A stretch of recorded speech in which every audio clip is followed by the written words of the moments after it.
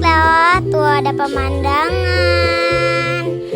Tuh pemandangannya bagus banget ya. Kayak di kelenteng-kelenteng Cina gitu loh guys.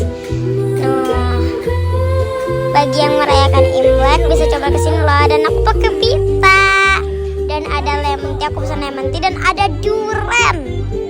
Tuh ada durian. Cheers.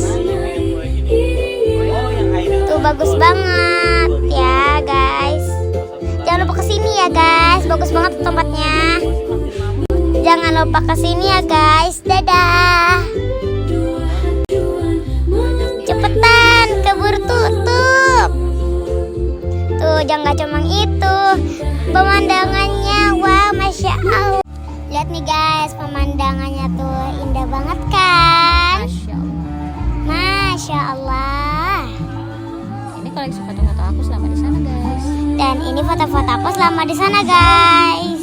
Selamat mengunjungi. Selamat mengunjungi. Tiketnya cuma 35.000. Tiketnya cuma 35.000 loh guys.